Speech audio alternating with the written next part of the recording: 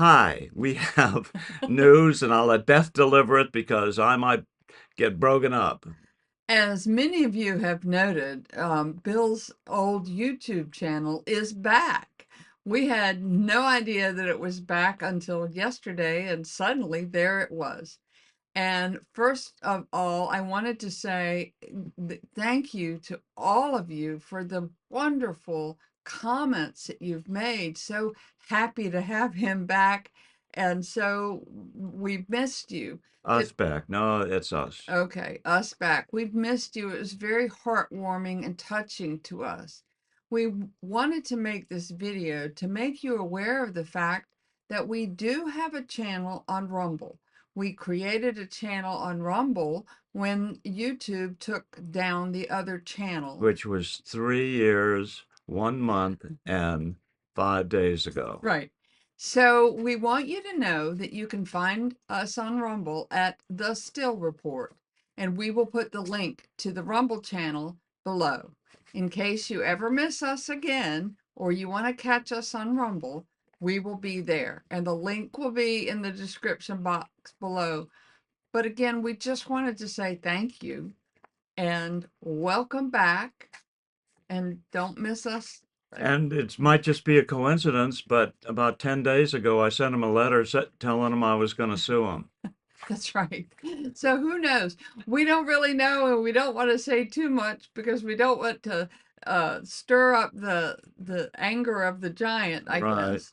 So we and I hate to even say this, but we're going to be working on building the channel back, hopefully getting our advertisers or some of them back, because when we lost the channel, we also lost income. So if anybody has an extra $5 lying around, which I know not very many people do, we would greatly appreciate a donation to the PayPal account, Right. which is also you can find at the Still Report. Right. Correct. Okay. And all of this information is on the website. I feel so relieved. I don't know what to do. I was just about ready to give up blogging, but God moves in mysterious ways, and he definitely moved big time. I turned on that. I don't want to go into it. Anyway, bye. Bye.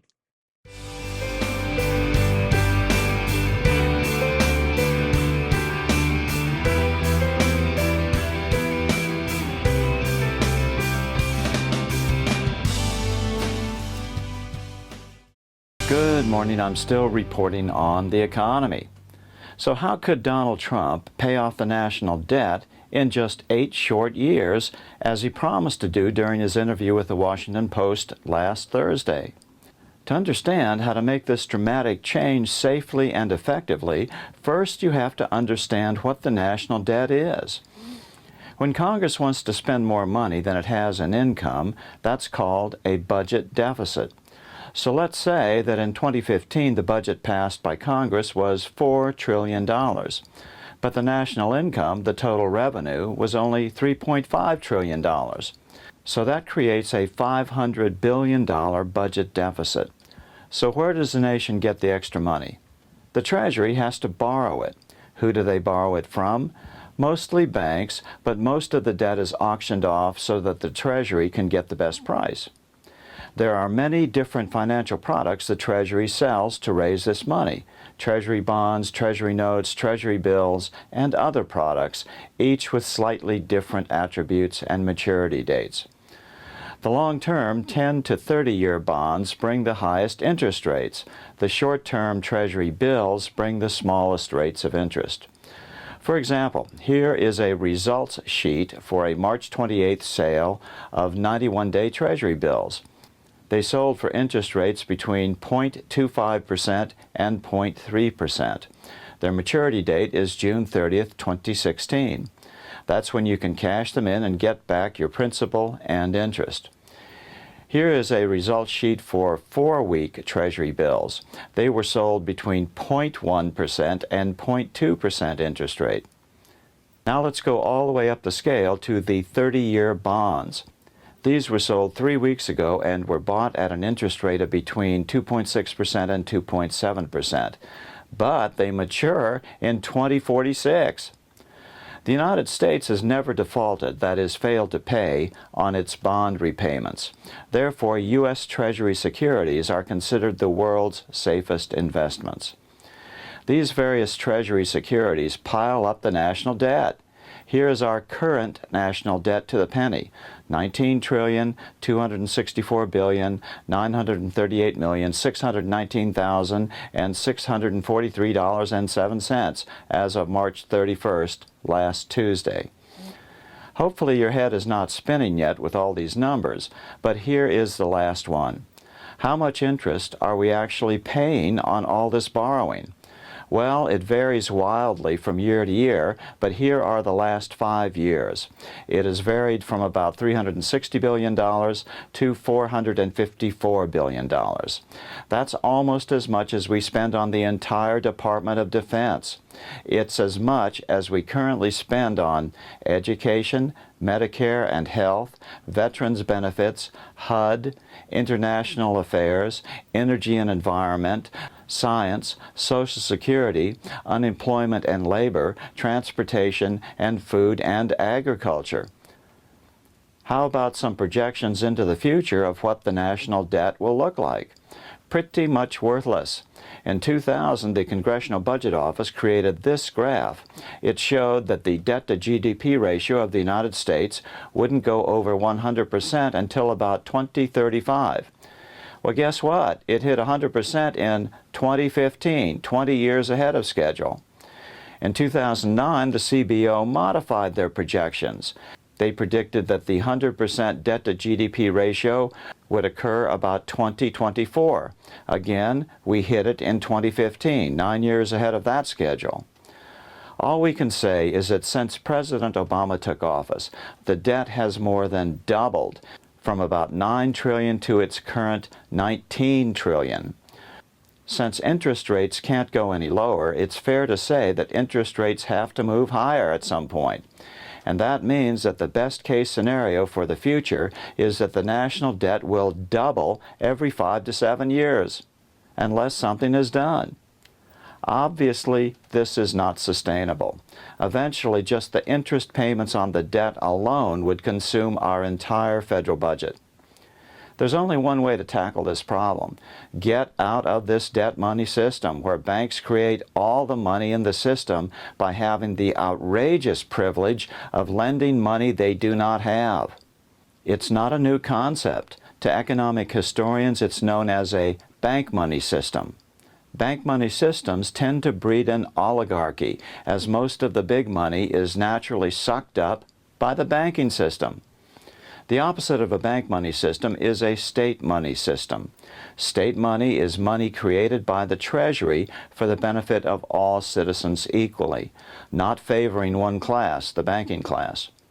Therefore, a state money system tends to reduce the amount of money the banking class accumulates and creates a more wealthy middle class, because the politicians pay less attention to bankers and more attention to us, we the people. It's probably no surprise to you, but most people think that we already have a state money system, and they are horrified when they actually learn that banks create all of our money at interest. A state money system then sells the nation's money to the banking class to lend out to us.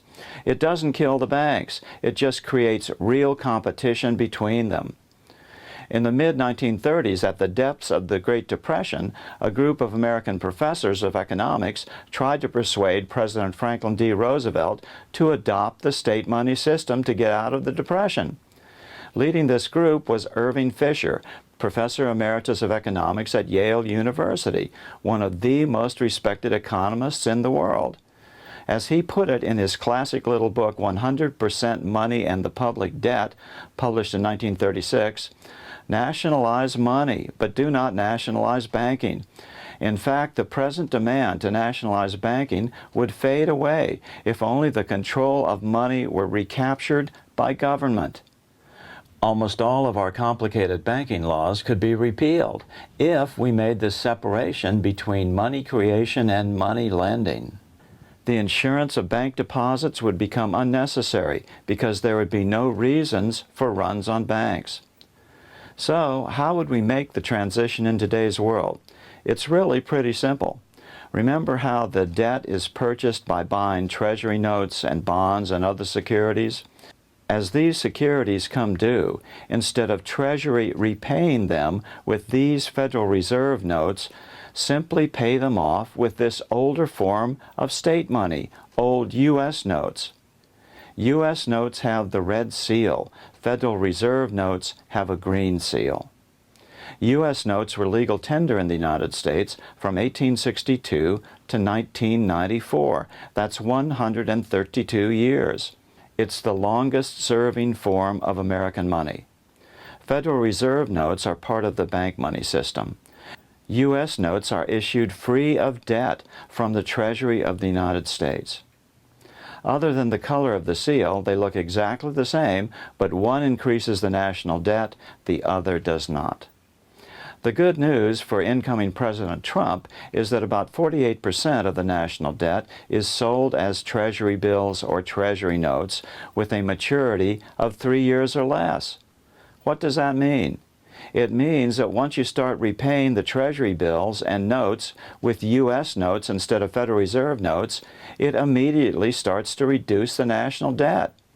It's not inflationary because you aren't increasing the money supply, because you're just replacing bank money with state money on a one-for-one basis. The total money supply remains the same. It remains stable. Therefore, the state money switchover will not cause inflation. So within 3 years, President Trump will have paid off about 50% of the national debt held by the public. Mr. Trump said he could pay off all of the publicly held national debt within 8 years, but that doesn't take into account the 10-year Treasury notes and 30-year Treasury bonds still floating around out there. However, just starting to reduce the debt starts reducing the wildly growing interest payments. It's real money the U.S. can put to good use elsewhere in the economy. Now, if President Trump can boost the U.S. economy in other ways, through better trade deals, etc., that will all add up to a dramatic increase in our GDP, and the first significant decrease in our national debt since President Andrew Jackson last paid off the national debt in 1836. And with all that new prosperity, perhaps President Trump could offer the holders of these long bonds a special deal, extra interest to retire them early so he could keep his promise to the American people. I'm still reporting from Washington. Good day.